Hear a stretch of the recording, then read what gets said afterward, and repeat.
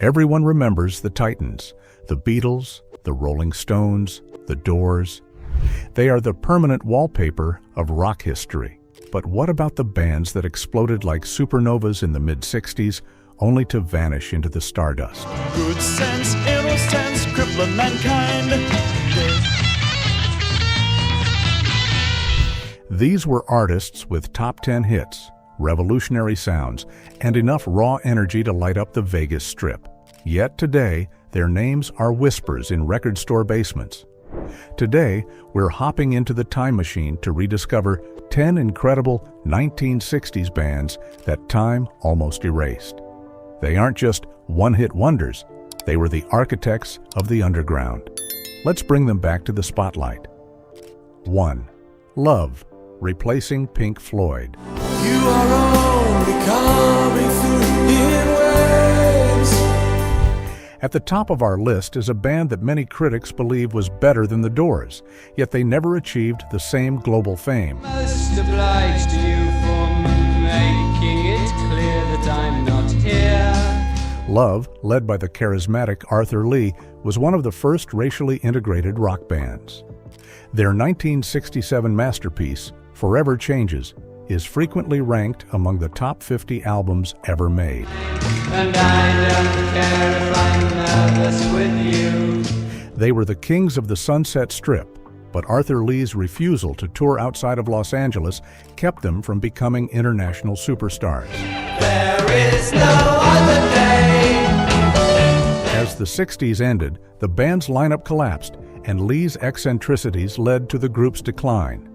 Love is the quintessential forgotten 60s band, visionary, poetic, and absolutely essential for any true music lover. 2. Moby Grape, replacing the Beach Boys.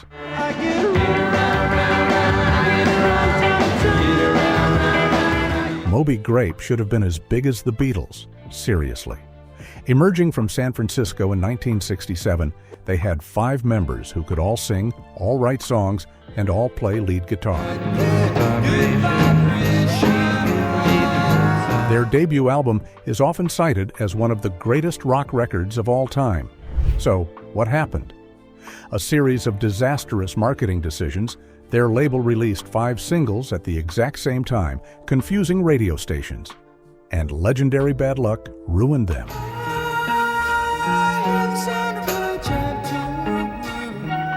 From legal battles over their name to mental health struggles among members, the grape withered on the vine. They remain the ultimate what-if band of the 1960s. 3. The 13th Floor Elevators, replacing the Temptations.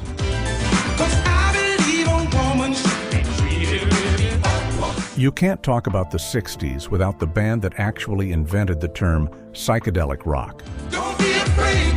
Don't turn and walk away.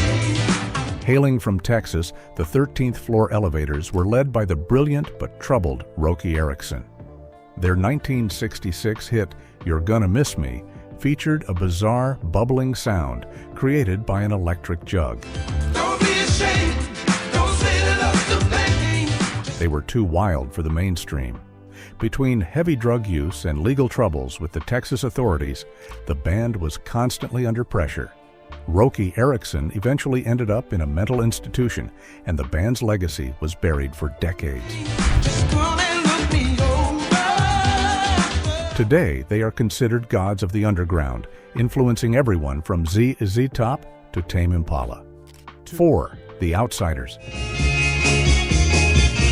And then I felt Cleveland, Ohio gave us The Outsiders, a band that proved you could have a massive hit and still lose the battle against time. 'cause I thought that you loved me too, but you lied. Their 1966 powerhouse, Time Won't Let Me, is a masterclass in brass-filled rock and roll.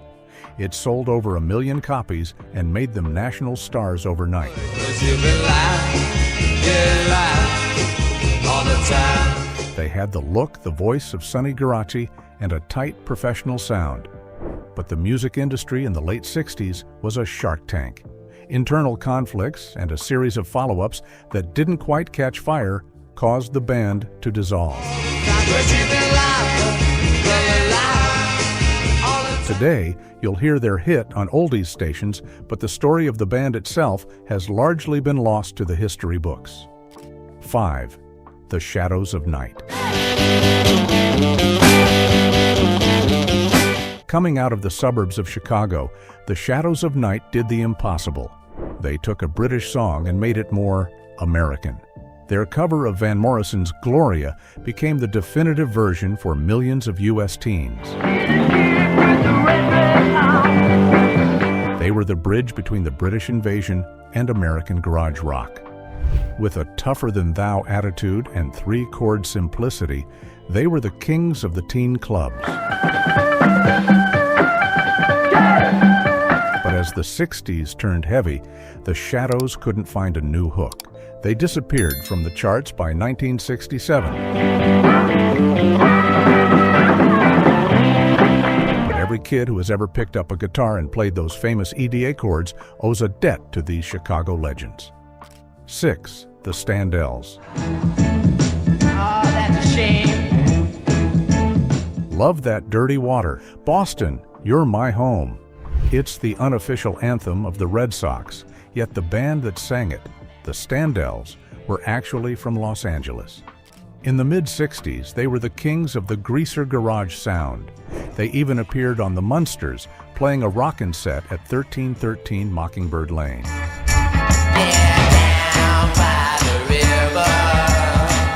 The Standells represented the grit of the American teenager, sneering, rebellious, and loud. But as rock became art with a capital A, think Sgt. Pepper, the straightforward garage grit of the Standells began to feel dated to the industry.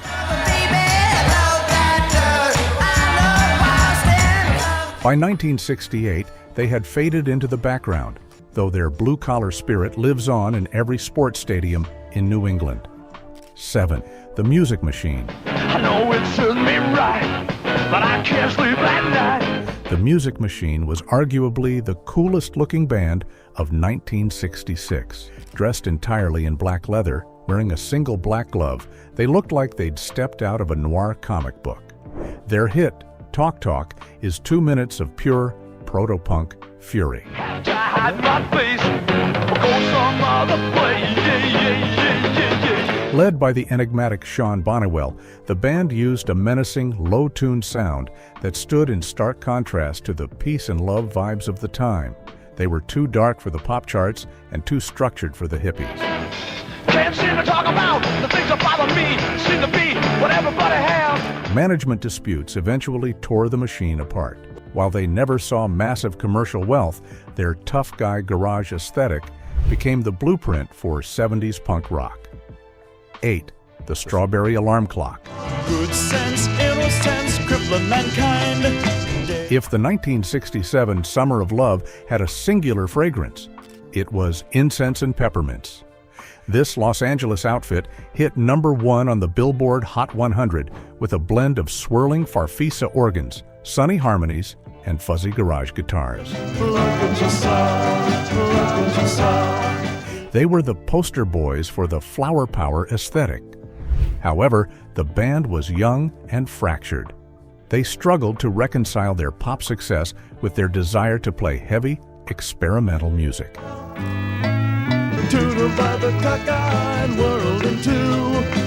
Lineup changes, including a brief stint by future Lynyrd Skynyrd guitarist Ed King, couldn't save them from the changing tides of the 70s. They might be labeled a one-hit wonder by casual fans, but their deep cuts are a trippy, vibrant snapshot of an era that vanished far too quickly. 9. The Blues Magoos. Few songs define the garage punk aesthetic better than the Blues Magoos' 1966 smash, We Ain't Got Nothin' Yet. Hailing from the Bronx, these guys weren't just about the music. They were a visual assault. They were among the first to wear electric suits, outfits lined with neon lights that flashed in sync with the drums. They were heralded as the next big thing in the New York scene, blending heavy organ riffs with a rebellious attitude. So make it on your own, yeah, you know that you do. Oh. But the psychedelic wave moved fast, and the Magoos couldn't quite catch the second swell. By the early 70s, the lights on those electric suits had dimmed, leaving behind a legacy of raw, high-octane rock that paved the way for the punk movement a decade later. 10. The Electric Prunes.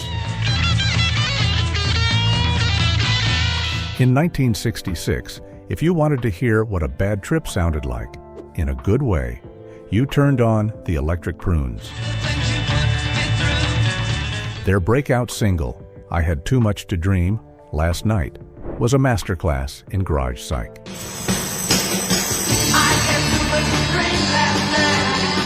With its backward-taped guitars, drenched reverb, and eerie, haunting vocals, they captured the acid rock movement before it even had a name.